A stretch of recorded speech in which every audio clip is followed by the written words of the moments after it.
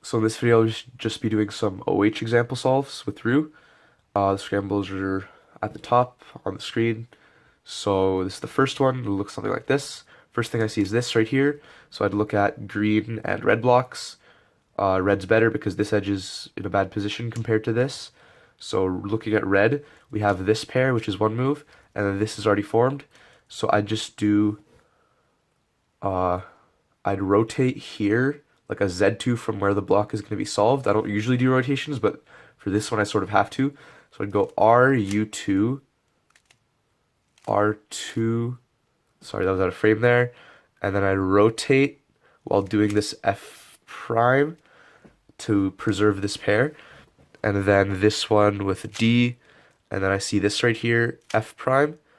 So then I would just do R prime, U prime, R wide prime to get some more pieces to the top because I didn't see anything.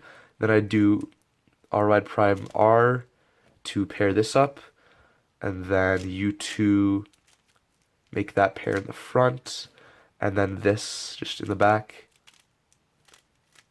Easy CFOP style insert. Now we see we have this soon case. I'm going to get a 4 flip, and I see these on top, so I know I'm going to be able to do EOLR. Actually, I was wrong. I forgot which edges those flip. So here we have an easy EOLR.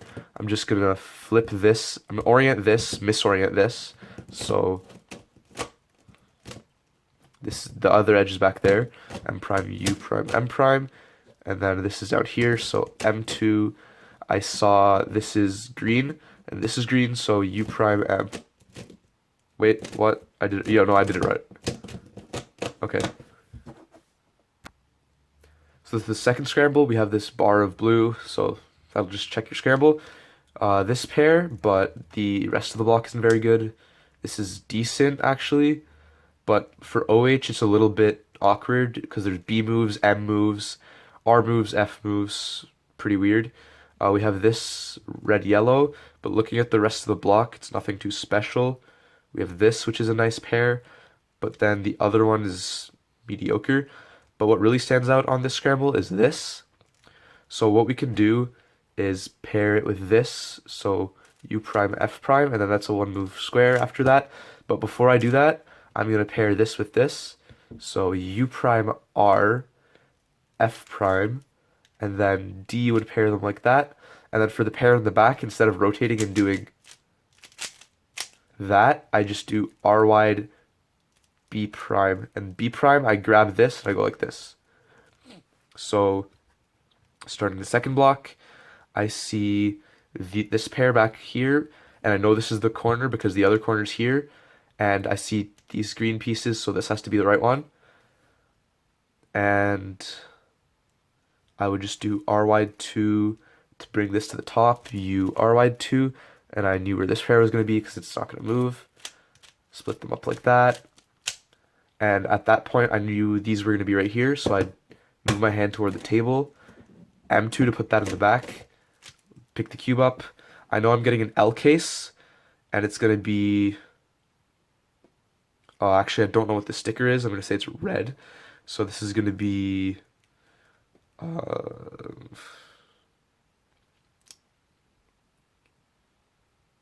No, I actually don't know what this is. I can't really tell from this angle. So R wide prime U R wide. So I knew these were going to be red. So opposite. So it's just this commutator case. And I know none of the pieces are going to move. The edges, I mean. So the LR edges stayed put right here in the back. So I could just go like U. No, wrong side. U. Actually, I'd do it from this angle. M, U prime, M, U prime, M prime, U prime, M. And then that pair. And I saw it's red, so that cancels. It's the fourth scramble, so there's not much that's really good on this scramble like the other one. But we have this paired up, so I'm going to do orange yellow, and the rest of the block is sort of inefficient, but I like it because it's finger tricky for one-handed. So we have this, so that's going to pair up like that. And then we have this pair, and it's in a bad position right now, but I know after I do this, it's going to be better. So R prime, U prime, R wide prime pairs this in the back. I knew this was going to be here. U2, no, I do U R wide prime F2. And what that did is built this, made sure this corner stayed blue on top, and flipped this and put it in the back. So then I'd do U, R, but before doing the B prime, I'd preserve this, the orientation. So U, B wide, B prime. And then I would see these two. So as I'm bringing this down, put them beside each other, flip it, split them up, pair them in the back, and we have this pair, just like that. Now we have a pie case, and I'm gonna flip edges, just this, like that. And now we have this case.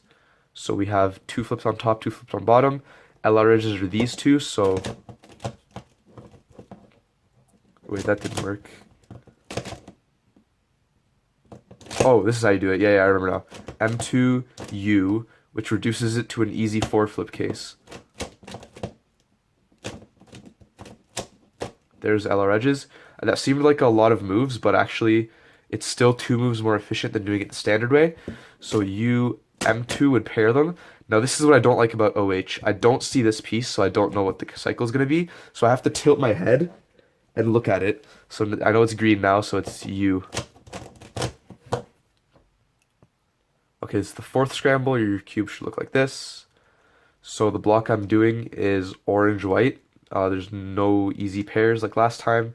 Oh, this. Okay, I forgot to look at that.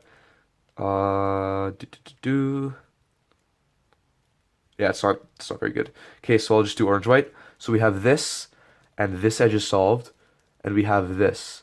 So what I'm going to do is DU2. I'm going to pair this with this in the back, and then solve them with a D. And then what that's going to do is this is going to go here, this is going to come here, and then flip green on top, so then the rest of the block is RU prime, R2, RY2, B prime. So DU2, and then these two RY D, and that makes the block right there.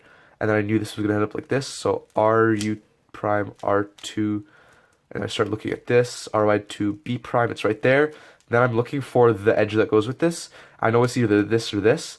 So I just do R, U, and I know it's either this or this, so I just take the risk and do the M prime, because if it was the one that was back there, it would have been here now, and even if it was the wrong position, I would have done U2, M2, U, M prime, so I'd rather do a slightly more inefficient thing than pause.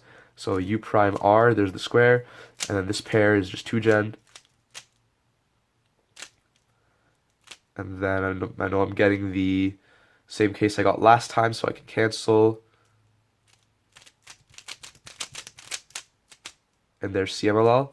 We have this and the one in the back because I saw this is not red and none of these are red.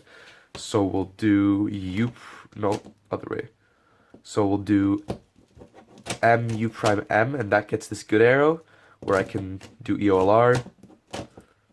And then solve those, and I know this is blue and this is green, so